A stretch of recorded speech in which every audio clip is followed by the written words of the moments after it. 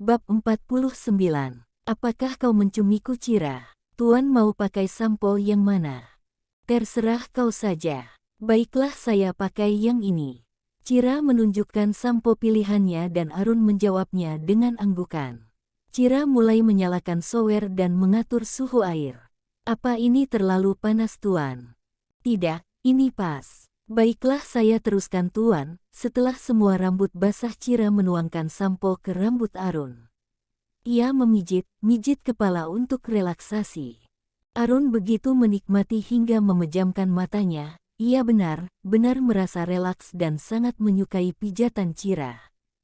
Tuan, rambut Tuan sudah agak panjang, apa rambutnya mau saya potong? Kau bisa, sedikit. Kalau hanya meratakan saja saya bisa. Kau dulu kerja di salon. Tidak, Tuan. Awal saya bisa memotong rambut dari ayah saya. Dulu kehidupan kami sangat pas-pasan. Pergi ke salon atau tukang cukur saja harus berpikir berulang kali. Akhirnya ayah sering memotong rambut saya sendiri. Dari situ saya melihat dan belajar. Akhirnya saya bisa memotong seperti sekarang ini. Cira mulai membilas rambut Arun hingga bersih. Baiklah, aku percaya padamu. Potong saja rambutku. Cira mengambil handuk dan mulai mengeringkan rambutnya. Ia memapah Arun keluar dari kamar mandi dan mendudukkannya di sebuah sofa. Saya siapkan dulu kursi dan guntingnya, Tuan. Cira keluar dari kamar Arun dan lagi harus meminta bantuan Omar yang saat itu masih menemani Gio bermain. Buat apa kursi? Tanya Gio. Aku mau memotong rambut ayahmu. Kalau panjang dia akan seperti preman, ucapan Cira membuat Gio tertawa. Aku mau ikut ke sana. Baiklah, ayo. Cira menggandeng tangan Gio menuju ke kamar Arun. Billy yang melihat kedekatan mereka sepertinya perlu melaporkan hal itu pada Denisa. Beraninya gadis udik itu dengan leluasa keluar masuk kamar Tuan Arun, gumamnya geram. Sesampainya di kamar Arun, Gio menghambur ke dalam pelukan Arun. Dengan cepat ia menarik tangan Gio. Kenapa? Protesnya. Ayahmu lukanya masih basah, pelan-pelan saja. Baiklah. Hei, kemari nak, aku tidak apa-apa. Pomu ini kuat. Dengan perlahan Gio memeluk Arun. Aku mau membantu Bu Cira memotong rambut Po. Hati-hati, yang ada nanti rambut Po jadi gundul. Arun berusaha melawak. Sudah, ayo kita mulai, ucap Cira. Ia kemudian menutupi tubuh Arun dengan kain seperti yang ada di salon. Cira mulai memotong rambut Arun dengan hati-hati. Bu Cira, aku mau coba. Iya, sebentar, jawab Cira. Boleh, Tuan. Biarkan saja dia. Yeyai, teriak Gio. Aku yang memegangi rambut Po, nanti kamu yang potong, oke. Arun membiarkan Gio memotong rambutnya. Melihat anak itu bahagia itu sudah cukup baginya. Nah, sudah selesai, Tuan, ucap Cira. Ia membersihkan sisa rambut hingga tidak ada yang menempel lagi. Gio juga sangat puas dengan hasil karyanya. Po sangat tampan. Terima kasih, nak. Bukankah Po tampan sejak dulu? Aku lebih tampan. Iya, kamu lebih tampan. Arun mencumi pipi Gio dan bersiap mau menggendong putra semata wayangnya itu. Jangan dulu, Tuan, nanti lukanya berdarah lagi. Tunggu 3 hari lagi. Kau dengan itu, Gio, Bu Cira melarangku menggendongmu. Tidak apa-apa, aku tidak keberatan, yang penting Po bisa sembuh. Gio, setelah Bu Cira membereskan di sini, kita akan mulai belajar. Baiklah, aku akan ke ruang belajar bersama Omar dan Olive. Gio keluar dari kamar Arun. Cira segera membersihkan rambut yang terjatuh di lantai hingga bersih. Ia memperhatikan Arun yang dari tadi menggaruk punggungnya. Apa perlu ganti baju, Tuan? Mungkin gatal karena ada rambut yang menempel di kaos. Boleh, ambilkan bajuku di almari. Baik, Cira meletakkan sapunya dan beralih ke almari baju. Ia membuka pelan-pelan karena ia belum tahu di mana letak baju milik Arun sedangkan di sana ada banyak almari. Aach, teriaknya. Ia melihat beberapa lingerie yang benar-benar membuatnya miris. Ada hiasan bulu, dan juga berbentuk seperti jaring-jaring. Ada apa? Enggak tuan. Sudah ketemu bajunya. Sesudah, jawab Cira dan bergegas menutup kembali almari itu, ia mulai membuka lagi almari yang lainnya.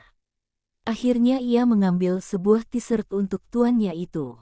Tanpa sengaja ia menyenggol tumpukan hingga jatuh ke bawah. Lagi ia dibuat terperangah dengan benda itu. Ya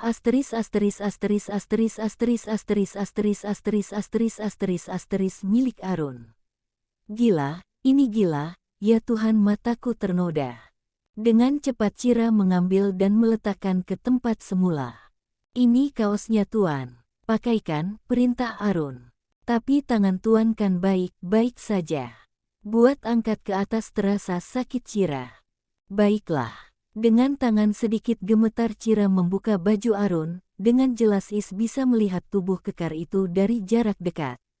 Ia sempat terdiam melihat tato yang ada di tubuh Arun.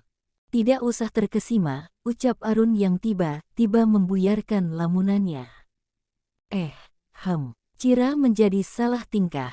Sakitkah tuan? Awalnya iya, tapi kalau sudah terbiasa jadi tidak sakit, jawab Arun. Kapan tuan mulai mentato tubuh tuan? Waktu kuliah. Di Thailand seperti ini bukanlah hal yang aneh. Karena ada beberapa dari mereka mentato tubuhnya sebagai simbol kekuatan, kepercayaan dan pengabdian pada Tuhannya. Kalau di sini terkadang identik dengan preman. Hahaha, sebenarnya tidak juga. Tato juga dibilang sebagai sebuah seni. Di Jepang banyak juga orang yang mentato dirinya dengan gambar naga sebagai simbol kekuasaan. Cira melihat lebih dekat lagi. Kalau yang ini gambar apa tuan? Tunjuknya pada tato yang tergambar di dada kirinya. Ini namanya tato Sakyan. Tato ini ada sejak dari zaman Ayutthaya, yaitu sejak abad ke-14. Sakyan digunakan oleh para tentara sebagai perlindungan dan kekuatan dalam menghadapi pertempuran. Aku mendapatkan tato ini setelah kematian Davira. Tujuannya agar aku lebih kuat. Setelah Davira meninggal aku pulang ke kampung halamanku di Thailand. Di sana banyak orang yang menyarankan agar aku membuat tato seperti ini. Sakyan ini sangat terkenal. Banyak orang yang sengaja datang ke Thailand hanya untuk mendapatkan tato ini. Terlebih pada saat diadakannya Festival Waikru, sekitar 10.000 orang akan berbondong-bondong datang ke Wat Bang Pra, baik yang ingin ditato, menguatkan kembali tatonya atau sekedar menjadi pengunjung yang ingin menyaksikan acara unik ini. Wah, sepertinya sangat menarik tuan, ucap Cira sambil tersenyum. Arun menatapnya sangat tajam. Ia bisa melihat wajah Cira dari dekat. Dan ada sesuatu yang aneh. Seperti mimpi yang ia dapatkan waktu demam. Ia merasa Cira sudah menciuminya dengan lembut. Tolong kau bersihkan juga bulu yang tumbuh di wajahku. Tuan mau bercukur. Tapi tangan tuan tidak kenapa-napa. Seharusnya bisa mencukur sendiri, elak Cira. Aku malas dan juga terasa gatal. Baiklah. Cira mulai menggunakan krim cukur dan meoleskannya di wajah Arun. Dengan perlahan ia mulai mencukur searah tumbuhnya rambut. Antara Arun dan Cira tidak ada jarak sama sekali sampai napas mereka saling beradu. Cira bisa merasakan hembusan napas yang keluar dari hidung Arun. Cira, ya tuan, apakah kau pernah menciumiku saat aku demam? Pletak. Cira menjatuhkan alat cukur karena terkejut dengan pertanyaan Arun. Tidak tuan, saya tetap berani. Benarkah? Kenapa aku seperti tidak asing melihat bibir ini? Tanya Arun. Cira segera mengatupkan bibirnya dan mengambil alat cukur yang terjatuh di lantai. Saat itu tuan kan demam, orang demam kan biasanya suka mengigau. Cira berusaha memberikan alasan yang tepat. Ya Tuhan, jangan biarkan Tuan tahu aku menciuminya diam-diam. Bisa saya teruskan lagi Tuan? Karena saya ditunggu Gio untuk belajar. Arun mengangguk. Cira mempercepat kerjanya sehingga bisa segera selesai. Takutnya kalau lebih lama lagi Tuan akan melontarkan pertanyaan-pertanyaan yang aneh lagi. Sudah Tuan, ucap Cira sambil menyerahkan sebuah kaca. Sudah bersihkan? Ya, sudah bersih. Kalau begitu saya permisi dulu Tuan. Cira bergegas meninggalkan kamar Arun.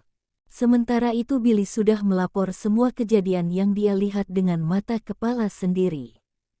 Telepon Bian. Jangan Nona, mari kita atasi sendiri Cira ini. Tidak, gadis itu terlalu kuat, bahkan lebih kuat dari kakakku, jawab Denisa.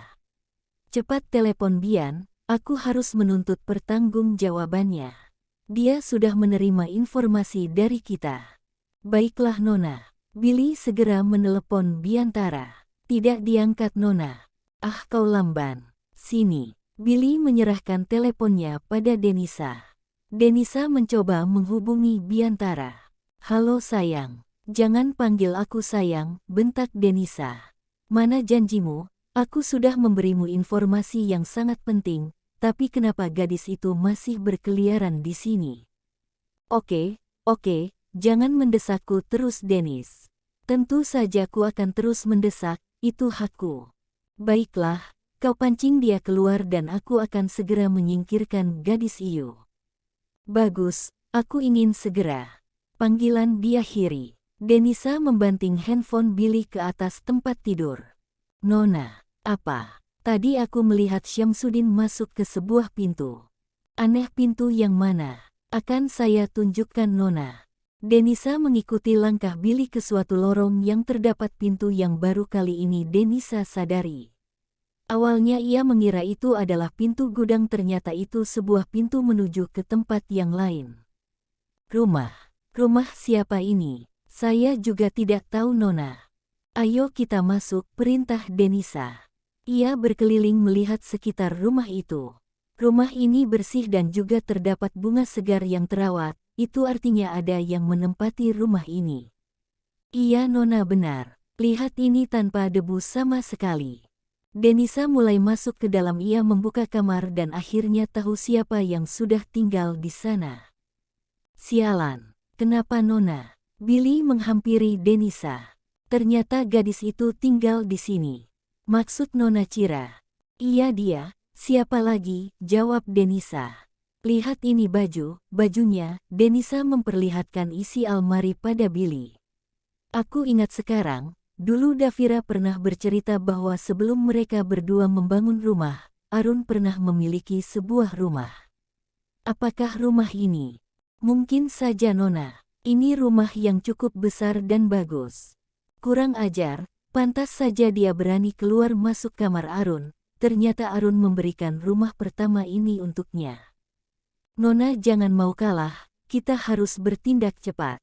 Oh ya Billy. Apakah ada orang yang tahu kalau kita di sini? Tidak ada Nona. Bagus. Denisa melepas perhiasannya dan menyerahkannya pada Billy. Masukkan ke dalam almari Cira. Untuk apa Nona? Ini merupakan peringatan untuknya agar jangan berani melawanku. Kita buat dia seolah mencuri perhiasanku. Ide yang sangat bagus Nona, saya suka sekali. Bersambung.